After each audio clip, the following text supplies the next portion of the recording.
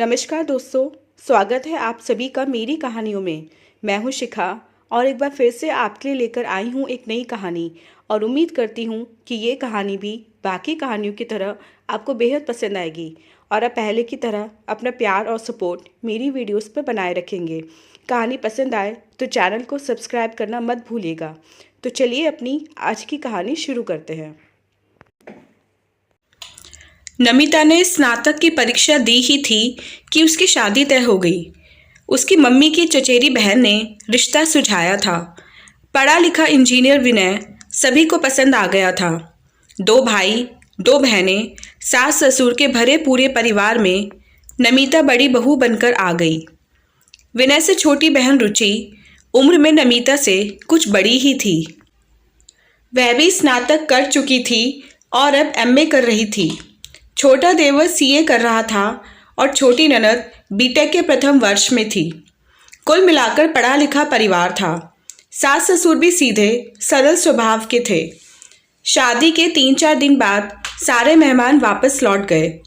नमिता से सिर्फ पहली रसोई के अंतर्गत खाना बनवाया गया था। उसके बाद सास ने कहा था, अभी तुम कुछ दिन आराम करो। काम करने के लिए तो सारी उम्र पड़ी है। रोज की दिनचर्या शुरू हो गई थी। दोपहर को खाने के समय जब सब डाइनिंग टेबल पर बैठे तो पहले ससुर जी, विनय तथा देवर को खाना परोसा गया। फिर सासू माँ और छोटी ननद को थाली परोसी गई। अंत में एक थाली में खाना परोसकर रुचि नमिता से बोली, चलो भाभी आ जाओ, यह थाली हम दोनों के लिए। नमिता हैरानी से रुचि का मुंह देखती रह गई। आज तक ऐसा तो कभी नहीं देखा सुना। हाँ, शादीशुदा पति पत्नी एक थाली में अवश्य खाना खाते हैं, लेकिन ननद भाभी एक थाली में, यह तो बड़ी अजीब बात है। वह अभी इसी कश्मकश में थी कि सासू माँ बोली, बहू तुम्हारी ये ननद है ना, तुम्हें बहुत प्यार करती है, इसीलिए एक ही थाली में दोनों का खाना परोस दिया है। कहा जाता है ना, इकट्ठा खाने से प्यार बढ़ता है। परिवार के सभी सदस्य मुस्कुरा दिए, लेकिन नमिता खिसियाई हंसी हंसकर रह गई। उसे अभी भी अजीब लग रहा था। धीरे धीरे नमिता ने रसोई तथा घर के अन्य काम करने शुरू कर दिए। ननद रुचि कॉलेज 2-4 घंटों के लिए ही जाती थी।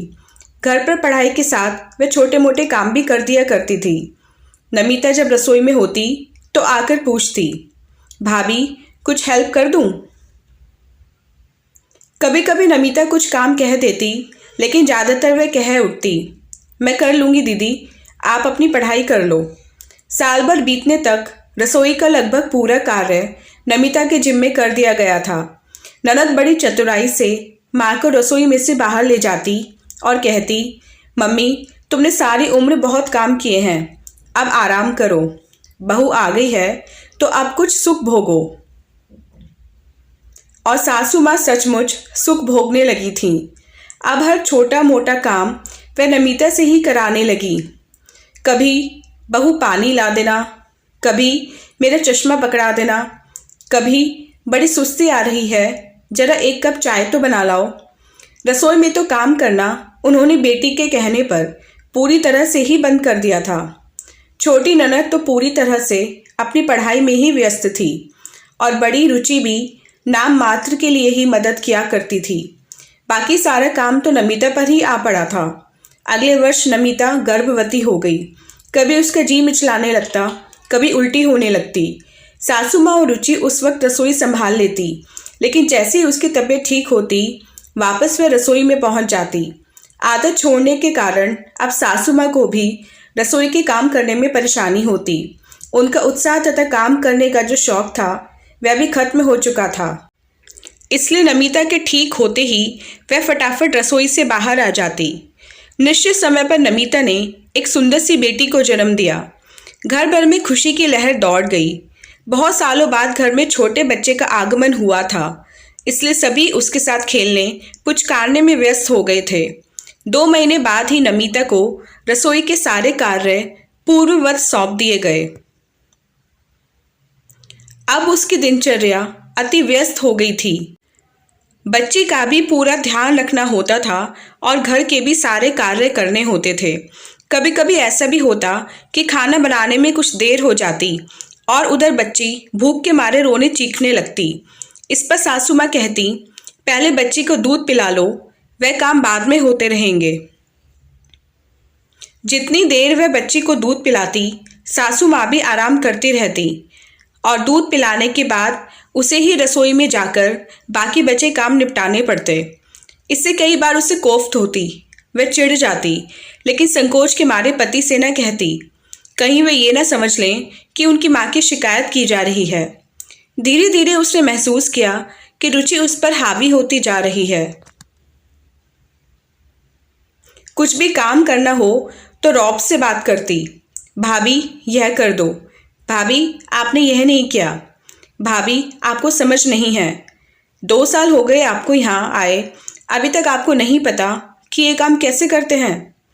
रुचि की बातों से नमिता आहत हो जाती, उसकी आंखें भर आती, लेकिन कहीं घर का वातावरण बिगड़ ना जाए इसलिए चुप रह जाती। एक दिन नमिता खाना बनाकर बच्ची के साथ खेल रही थी।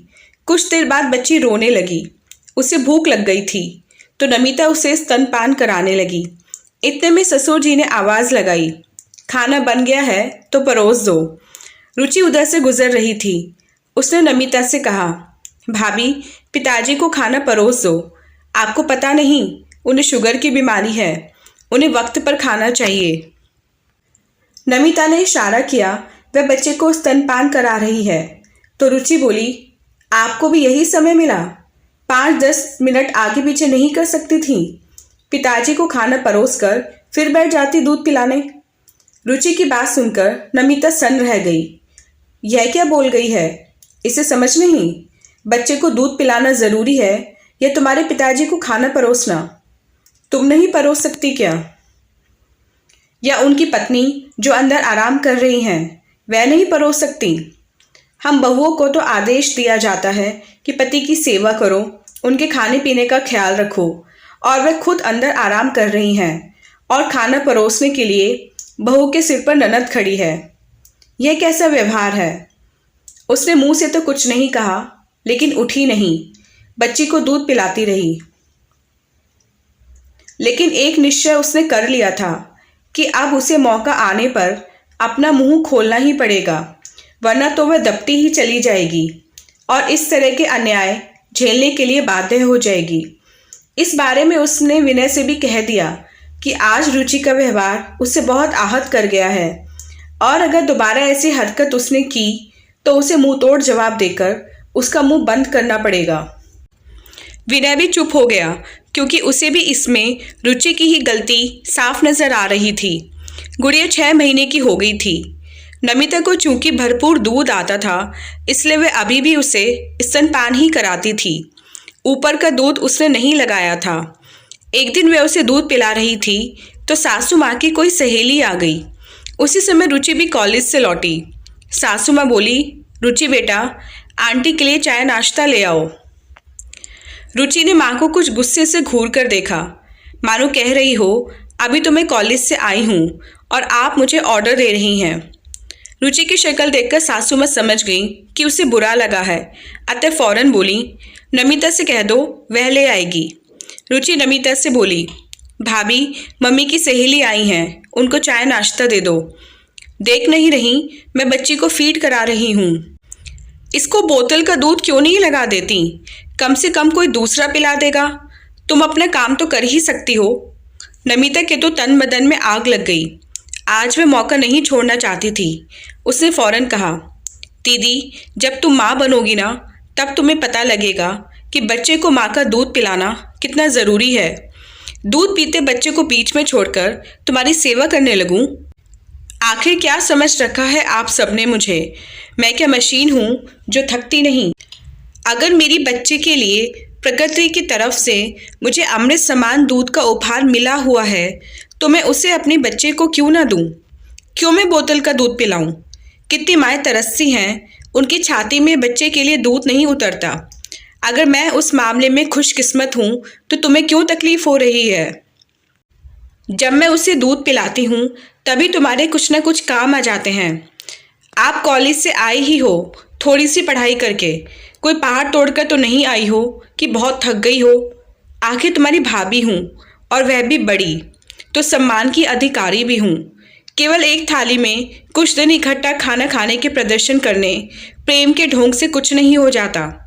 मन में आदर सम्मान होना चाहिए। जल्दी ही आपको भी किसी के घर की बहू बनना है। जैसा व्यवहार आप मेरे साथ कर रही हैं, अगर आपकी ननद ने भी वैसा ही किया तो कैसा लगेगा आपको? जरा सोच लो। नमिता हाँफने लगी थी। रुचि चुपचाप वहाँ से हट गई और माँ के कमरे की तरफ मुड़ गई। नमिता समझ गई अब वह वहाँ जाकर नमक मिर्च लगाकर पूरा किस्सा सुनाएगी और ज़रूर कोई बखेड़ा खड़ा करेगी। लेकिन उसने ठान लिया था अब मुंह बंद करके नहीं जिया जा सकता। जब अन्याय हद से बाहर हो जाए तो मुंह खोलना ही पड़ेगा, उसका विरोध करना ही पड़ेगा। सासू माँ की सहेली चली गई तो वह नमिता के पास आई। क्या बात है बहू, रुचि को क्यों डपट दिया? वह रो रही है।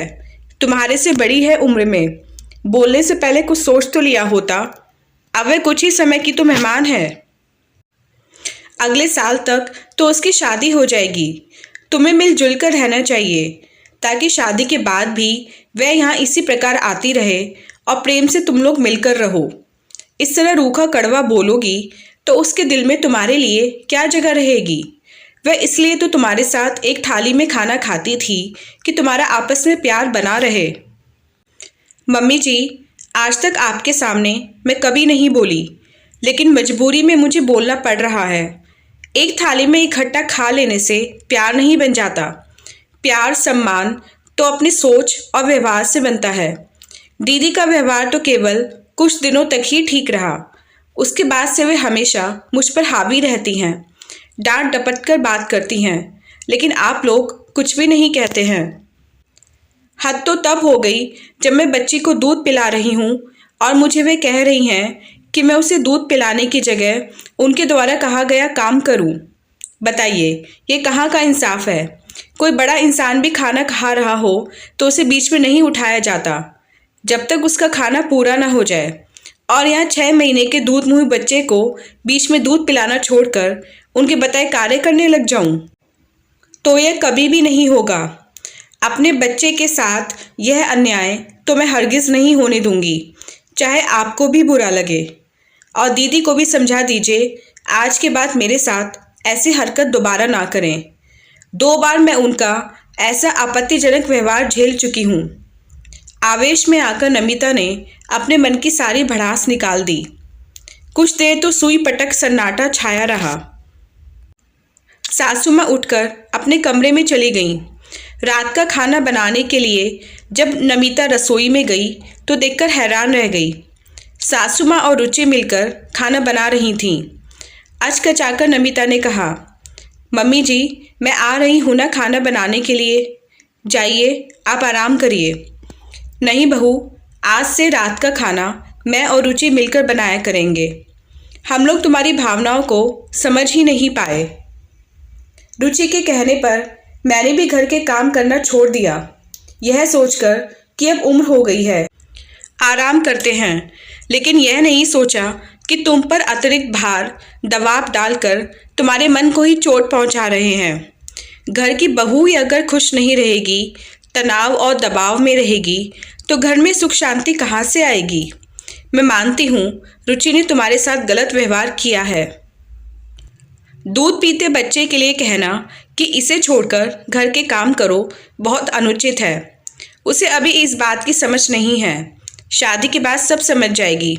तुम उसे माफ़ कर दो, जाकर थोड़ी देर बच्ची के साथ खेलो, उसका कोई कार्य हो तो कर लो। नमिता की आंखें भर आईं। सासू माँ के पास जाकर बोली, मम्मी जी, मैं आपकी शुक्रगुजार हूँ।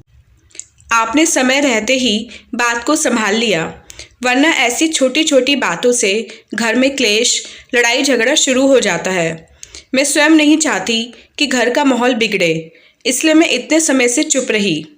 दीदी को भी समझ आ गई है, यह जानकर अच्छा लगा। अब मुझे कोई शिकायत नहीं है। दूर खड़ी रुचि धीरे धीरे चलकर नमिता के पास आई और उसके हाथों को अपने हाथों में लेकर बोली, भाभी, मुझे माफ़ कर दो, मुझसे गलती हो गई। ना समझे मैं आपको कुछ गलत आपत्तिजनक बोल गई। अब आपको कभी शिकायत का मौका नहीं मिलेगा और मैं हर संभव सहयोग करूंगी। उसकी आंखों में भी पश्चाताप के भाव नजर आ रहे थे। रात के खाने के समय घर का माहौल एकदम सहज, खुशनुमा और हल्का बन चुका था। ननद भाभी टेबल लगा खाना परोस रही थी और सासू माँ अपनी पोती के साथ खेल रही थी। तो दोस्तों, ये थी हमारी आज की कहानी। मिलते हैं अपनी नेक्स्ट वीडियो में। तब तक के लिए आज्ञा दीजिए। धन्यवाद।